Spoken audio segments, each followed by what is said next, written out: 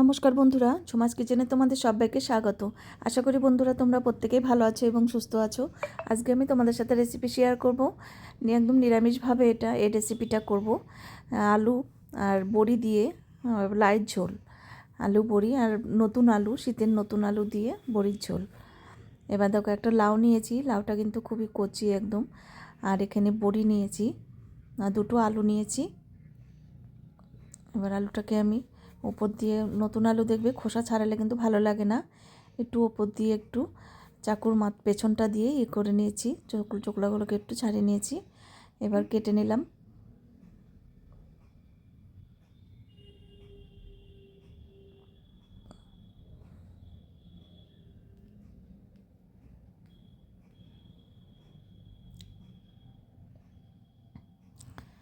এবার আলু কাটা হয়ে গেছে, এবার লাউটাকে কেটে নেব।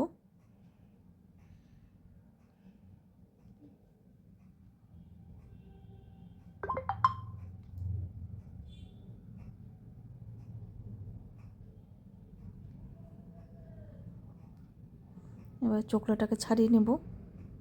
তোমরা চাইলে এই কাজটা বটি দিয়েও করতে পারো।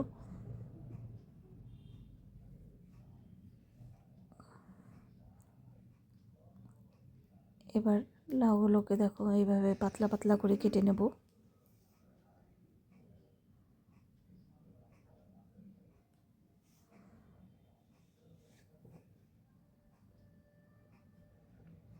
ওকে এইভাবে কেটে নেব।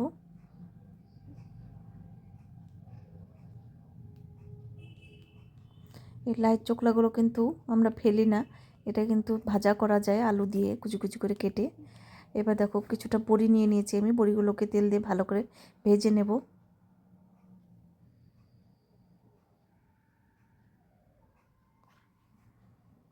এবার বড়ি ভাজা হয়ে গেছে, তুলে নেব।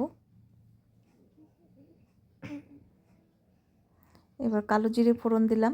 তোমরা চাইলে সাদা জিরেও ফোড়ন দিতে পারো, কিন্তু কালো জিরেটা কিন্তু বেশি ভালো লাগে। এবার কালো জিরে ফোড়ন দিয়ে তারপর আমি এই ধুয়ে রাখা লাউ আলু দিয়ে দিলাম। এবার পরিমাণ বুঝে নুন দিলাম, হাফ চামচ হলুদ, কাশ্মীরি লঙ্কার গুঁড়ো হাফ চামচ, ঝালের জন্য একটা কাঁচা লঙ্কা দিলাম।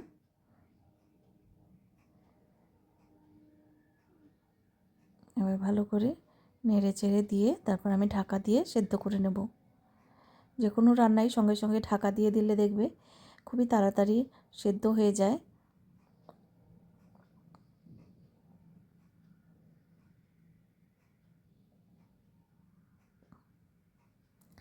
এবার দেখে নেব কতটা হয়েছে। এখন লাউটা অনেকটাই সেদ্ধ হয়ে এসছে, তেল ছেড়ে দিয়েছে, কিন্তু এটা কিন্তু হয়ে গেছে ভাজা।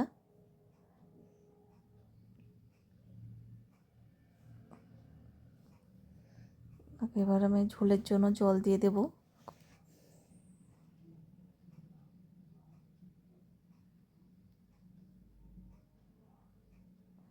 এটা নিরামিষের দিনে কিন্তু এই লাউ বড়ির ঝোল কিন্তু করলে কিন্তু ভালোই লাগে।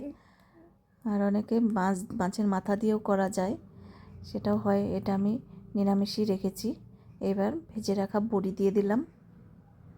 এবার এটা ভাজার জিরের গুঁড়ো, এটা আমি সবসময় করে রাখি ঘরে, অনেক রান্নাতেই দেখবে এটা দিলে ভালো লাগে। এবার চিনি দিয়ে দিলাম অল্প। এবার ভালো করে মিশিয়ে নিতে হবে। দেখো কিছুটা বড়ি আমার ভেঙে গেছে, এটা দেখো আরও কিছুটা আমি তুলে রেখেছি, নাহলে পুরোটাই ভেঙে যেত। এবার হয়ে গেছে, এবার আমি একটা বাটিতে সার্ভ করে দিচ্ছি।